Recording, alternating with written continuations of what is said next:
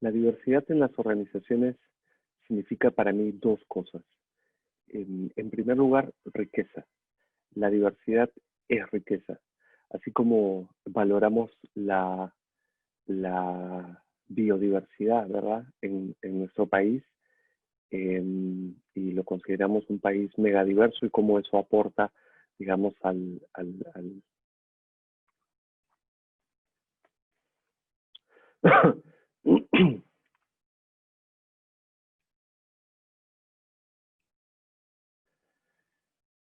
La diversidad en las organizaciones para mí significan dos cosas. En primer lugar, riqueza. Así como reconocemos la biodiversidad y su importancia para nuestra vida, y llamamos al Perú como es un país mega diverso, así también deberíamos reconocer el valor y la importancia de la demodiversidad en nuestras sociedades, en nuestro país en particular y en nuestras organizaciones. Está estudiado y demostrado que esa diversidad trae a las organizaciones mejores resultados. Y eso se puede explicar fácilmente, ¿no? Ustedes se pueden imaginar, por ejemplo, situaciones en las que eh, hay que arriesgar, hay que cambiar. Y de repente el equipo pues no es tan proclive a los cambios, ¿no? Prefiere más bien mantener las cosas como siempre las viene haciendo porque sabe hacer eso, porque esa manera de hacer las cosas da resultados. Y sin embargo, en un mundo de cambios tan dramáticos como en el que vivimos, es indispensable que exista un balance, ¿no? Entre aquellos que quieren mantener las cosas, digamos, que funcionan, y aquellos que ven las oportunidades y sobre todo la necesidad de cambiar. Pensemos en otros ejemplos. De qué otra manera las organizaciones, por ejemplo, que trabajan en la conservación del agua, podrían haber ayudado a las comunidades campesinas a desarrollar sus propias prácticas si no hubiera sido por el reconocimiento de esas tecnologías andinas que permiten, por ejemplo, conservar el agua, mantenerla y luego cosecharla. De modo que la diversidad es en primer lugar una riqueza, aporta conocimientos, saberes, actitudes que permiten a las organizaciones adaptarse, resolver problemas y cambiar. Pero en segundo lugar también la diversidad en las organizaciones es para mí un asunto de justicia, en particular por tratarse nuestra sociedad de una tremendamente injusta y desigual. Necesitamos, por tanto, también la diversidad en las organizaciones para que éstas contribuyan a crear una sociedad más justa, más equitativa, libre de prejuicios y de instituciones que reproducen el racismo, el clasismo, la homofobia, la transfobia y todas esas lacras que nos hacen tanto daño como sociedad. Así que en segundo lugar también es un asunto de justicia. ¿Qué retos trae la diversidad en las organizaciones para la gestión? Pues claramente se trata de, yo diría también aquí en este caso, de dos grandes retos. Un reto, digamos, hacia adentro de las organizaciones, me refiero. Un reto que tiene que ver con desmontar las prácticas, porque, claro, difícilmente en políticas escritas abiertamente discriminatorias no hay, ¿verdad? Pero son las prácticas arraigadas las que están, por ejemplo, creando ese techo de cristal, como se habla mucho en el caso de la inequidad, para que, por ejemplo, las mujeres en las organizaciones adquieran puestos de mayor relevancia y jerarquía. De modo que hay que desmontar esas prácticas, pero el reto es grande porque culturalmente, incluso psicológicamente, tendemos a acostumbrarnos a que aquello que hacemos y pensamos es lo correcto y lo natural, ¿no? De modo que nos parece, por ejemplo, muy natural que solamente contratemos egresados de la Universidad Católica, por ejemplo, porque es la mejor del país. Entonces es obvio que solamente deberíamos reclutar egresados de la Universidad Católica o de las mejores universidades del país. ¿Qué hay de malo en eso? Pero claramente las organizaciones se pierden justamente la posibilidad de enriquecer a sus equipos y traer esas perspectivas diferentes, incluso esos temperamentos diferentes, esas perspectivas, esa manera de entender el mundo y de las relaciones interpersonales que hacen que los equipos puedan conseguir mejores resultados. Entonces sí, lo primero que hay que hacer es trabajar hacia adentro de las organizaciones para visibilizar esas prácticas que impiden que los equipos se enriquezcan. Y el segundo reto es quizás incluso más difícil porque las organizaciones no actúan en el vacío, las organizaciones son parte de la sociedad y así como expresan esos niveles de discriminación, de clasismo, racismo, etcétera, también se inscriben en esas mismas pautas, de modo que no basta con decir que las organizaciones tienen procesos de reclutamiento abiertos, sino que deberían esforzarse incluso más para reconocer que en esos procesos en relación con la educación superior o el mercado laboral ya puede estar ejerciendo, como de hecho lo ejerce, diferencias entre los géneros, entre las personas de distinta orientación sexual, de distinta identidad de género o de distintas culturas. Entonces ahí hay dos retos que las organizaciones tienen que trabajar fuertemente.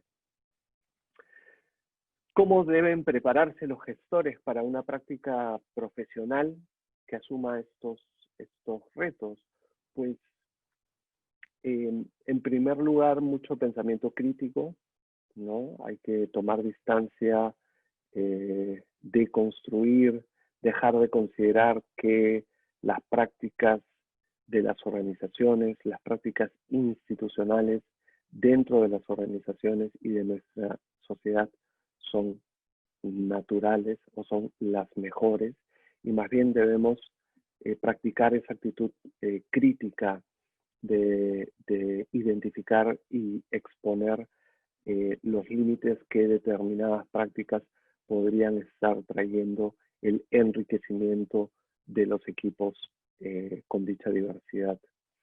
En segundo lugar, pues se necesita también preparar a los gestores desarrollando habilidades blandas que les permitan justamente ser más conscientes, autoconscientes, conscientes de el mundo en el que pertenecemos y del que venimos, ¿verdad? Tener autoconciencia significa reconocer, por ejemplo, el impacto de nuestras prácticas y de nuestra comunicación en los demás y saber que la manera como mi comunicación impacta en el otro no necesariamente va a ser tomada del mismo modo por todos, porque no todos tenemos las mismas actitudes, los mismos comportamientos, los mismos valores. Por eso se genera muy típicamente, por ejemplo, esta tensión entre las personas que están orientadas únicamente a los resultados y les interesa muy poco las emociones y los sentimientos de los demás. Y en el otro extremo, aquellas personas que solamente se preocupan por llevarse bien con los miembros de su equipo, pero dejan a un lado los resultados. Eso es una tensión clásica en las organizaciones y una pequeña expresión de esa diversidad que a través del desarrollo de la autoconciencia se puede resolver.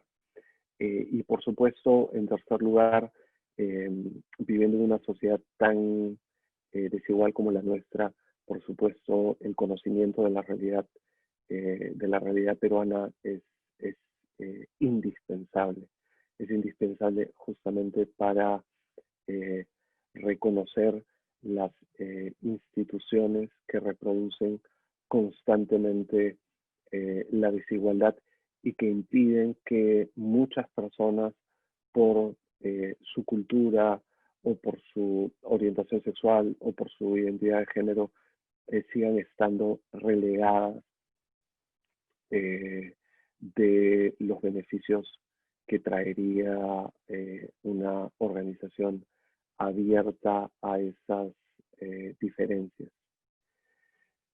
Finalmente, en gestión PUC estamos preparando a nuestros estudiantes para asumir esos retos. Por supuesto no es suficiente, pero quiero mencionar estos elementos en los que estamos trabajando y debemos seguir trabajando y profundizarlos. En primer lugar, como les he mencionado, el desarrollo de estas habilidades blandas, el desarrollo de la autoconciencia, el trabajo en equipo, por ejemplo, que es tan importante y tan reiterativo a lo largo de toda la experiencia de aprendizaje. El trabajo en equipo lo valoramos justamente porque permite a los estudiantes encontrar esas diferencias, ¿sí? De opinión, de perspectivas, de visiones, de sentimientos, y los ayudan a madurar en ese reconocimiento del valor de la diversidad.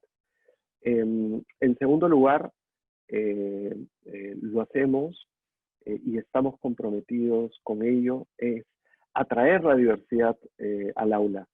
En gestión PUC valoramos muchísimo la participación, por ejemplo, de estudiantes de la Red Peruana de Universidades, la mayoría de ellos estudiantes de universidades públicas que no son de Lima. Y eso es fabuloso. Yo mismo he sido profesor de algunos de estos estudiantes que enriquecen de una manera increíble la dinámica y los aprendizajes en mi curso. Los estudiantes, por tanto, de otras ciudades, los estudiantes de otros países aportan esa diversidad en el aula que ayudan ya desde el proceso formativo a adquirir esta valoración positiva de la diversidad. Y por supuesto, en tercer lugar, que es ahí donde debemos trabajar más, es en trabajar casos que puedan ser desarrollados en una serie de cursos. Ahí yo creo que el grupo de investigación y gestión de la diversidad puede enriquecer justamente nuestro proceso formativo, introduciendo esos casos en alguno de nuestros cursos. Piensen, por ejemplo, en el eje de personas, que podría mostrar en alguno de sus cursos, por ejemplo, a reconocer cómo las prácticas de algunas organizaciones pueden estar reproduciendo, sin ser conscientes de ellos, la discriminación y la desigualdad dentro de sus equipos. O al contrario, ¿qué están haciendo las organizaciones para abordar los retos, por ejemplo, de la equidad de género? Que es algo que se viene trabajando incluso en nuestro país. Hay organizaciones y empresas sociales dedicadas a eso y sería excelente que esos casos pudieran ser estudiados y luego llevados al aula o en los cursos vinculados a la gestión estratégica o a la innovación y gestión del cambio para mostrar cómo las organizaciones se han beneficiado ampliamente de este cambio cultural y luego cambio en sus prácticas y en sus políticas, justamente para valorar y enriquecer a sus equipos y lograr mejores resultados.